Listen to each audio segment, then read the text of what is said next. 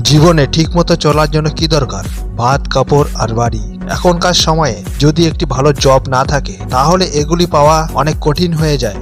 নমস্কার বন্ধুরা, quick support Bangla চ্যানেলে আপনাকে স্বাগত জানাই। আজকে আমরা আলোচনা করব চাকরি এর বিষয়ে। আর চাকরির মধ্যেও যদি কথা বলি ব্যাংক ম্যানেজারের, তাহলে তো কোনো কথাই নেই, কেননা সবার প্রথম পছন্দ ব্যাংক ম্যানেজারের চাকরি। কেননা এটি একটি সম্মানিত আর আরামের চাকরি হয়, যেখানে অনেক ভালো বেতনও পাওয়া যায়। এর জন্য মানুষের মধ্যে ব্যাংকে চাকরি করার চাহিদাও বেশি থাকে। আজকের এই ভিডিওতে আমি আপনাদের জানাবো যে ব্যাংক ম্যানেজার কিভাবে হওয়া যাবে, how to become a bank manager. যদি আপনি ব্যাংক ম্যানেজারের সম্মানীয় চাকরি পেতে চান তাহলে আপনাকে সেই হিসাবে পরিশ্রমও করতে হবে, কেননা ব্যাংক ম্যানেজারের চাকরি পাওয়া খুবই কঠিন কাজ। এর জন্য অনেক পরিশ্রম আর সঠিক পথে চলতে হবে। যতক্ষণ না আপনি সঠিক রাস্তা খুঁজে পাবেন ততক্ষণ পর্যন্ত আপনার পরিশ্রম বেকার। আর আজকে আমি আপনাদের এই ভিডিও এর মাধ্যমে সঠিক রাস্তা দেখানোর চেষ্টা করব। যদি আপনি ব্যাংক ম্যানেজার হতে চান তাহলে আমাদের এই ভিডিওটি সম্পূর্ণ অবশ্যই দেখুন। ব্যাংক ম্যানেজার হওয়ার জন্য কি যোগ্যতা হতে হবে সেটির বিষয়ে জানি। নাম্বার 1,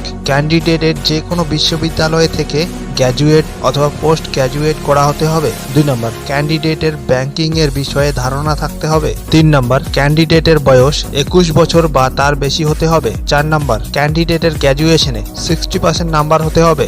এর থেকে কম নাম্বার থাকা স্টুডেন্টরাও এর জন্য অ্যাপ্লাই করতে পারে, কিন্তু এই সুবিধা অনেক কম ব্যাংক দেয়। 5 নম্বর, ক্লাস 12 এর কমার্স স্টুডেন্টদের বেশি গুরুত্ব দেওয়া হয়, কারণ কমার্স স্টুডেন্টদের ব্যাংকিং এর ধারণা থাকে। 6 নম্বর, ক্যান্ডিডেট যাতে কোনো অপরাধী না হয় আর তার উপর কোনো রকম পুলিশ কেস না হয়। 7 নম্বর, ইংলিশ ভাষা জানা আবশ্যক, কেননা ব্যাংকিং এ বেশিরভাগ ইংলিশ ভাষা ব্যবহার হয়। পরের প্রশ্ন, ব্যাংক ম্যানেজারের জন্য আবেদন কিভাবে করা যায়? ব্যাংক ম্যানেজার হওয়ার জন্য আপনাকে ফর্ম ফিল আপ করতে হবে। ব্যাংক কখন ভর্তির নোটিশ দিবে সেটিকে আপনাকে ধ্যান রাখতে হবে। যখন এটির ভর্তি আসবে তখন আপনাকে আবেদন করতে হবে। প্রাইভেট ব্যাংকে ম্যানেজার হওয়া সহজ। এখানে আপনাকে সিধা ডকুমেন্টস জমা করতে হবে, তারপর আপনাকে ইন্টারভিউ এর জন্য ডাকবে। তখন আপনি আপনার সব ডকুমেন্টস নিয়ে ইন্টারভিউ দিতে যাবেন। যদি আপনি ইন্টারভিউতে কোয়ালিফাইড হন তাহলে আপনাকে সিধা চাকরিতে জয়েন করাবে। ব্যাংক ম্যানেজারের নির্বাচন প্রক্রিয়া এর কথা বলি তো ব্যাংক ম্যানেজারের নির্বাচন প্রক্রিয়া 4টি ধাপে হয়। 1 নম্বর, প্রিলিমিনারি এক্সাম।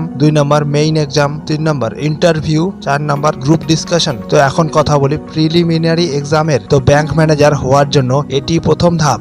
এই পরীক্ষা ক্যান্ডিডেটদের যোগ্যতাকে বাছাই করার জন্য করা হয়। এই পরীক্ষার মাধ্যমে যোগ্য ক্যান্ডিডেটদের বাছাই করা হয় আর বাকিদের মেইন এক্সাম থেকে ডিসকোয়ালিফাই করে দেওয়া হয়। এই এক্সাম খুবই গুরুত্বপূর্ণ হয় আর এর জন্য ক্যান্ডিডেটদের অনেক পরিশ্রম করতে হয়। মেইন এক্সাম, এই পরীক্ষা ব্যাংক ম্যানেজার হওয়ার জন্য দ্বিতীয় ধাপ। এটি প্রিলিমিনারি এক্সামের থেকেও অনেক কঠিন হয়, আর যেসব ক্যান্ডিডেট প্রিলিমিনারি এক্সামে সফল হয় তারাই এই এক্সাম দিতে পারে। 3 নম্বর, ইন্টারভিউ। 2টি পরীক্ষায় সফল হওয়া ক্যান্ডিডেটদের এই ধাপে ডাকা হয়। এই ধাপে কিছু অফিসার ক্যান্ডিডেটদের একটি নির্দিষ্ট জায়গায় তাদের ডকুমেন্টসের সাথে ডাকা হয়, আর অফিসার ক্যান্ডিডেটদের কিছু প্রশ্ন করে। ক্যান্ডিডেট তাদের প্রশ্নের উত্তর কিভাবে দেয় সেই হিসাবেই অফিসার ক্যান্ডিডেটদের উত্তীর্ণ ঘোষণা করে। 4 নম্বর, গ্রুপ ডিসকাশন।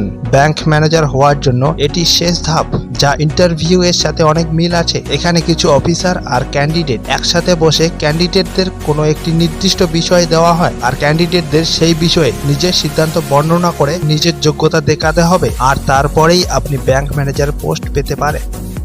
এই ভিডিওটি আপনাদের কেমন লেগেছে কমেন্টে লিখে জানাবেন, আর আপনার বন্ধুদের সাথে শেয়ার করে দিবেন যারা ব্যাংক ম্যানেজার হতে চায়। আর আমাদের চ্যানেলটিকে সাবস্ক্রাইব করে বেল আইকনটিকে প্রেস করে দিবেন। দেখা হবে খুব শীঘ্রই। আমাদের এই ভিডিওটি দেখার জন্য অনেক অনেক ধন্যবাদ।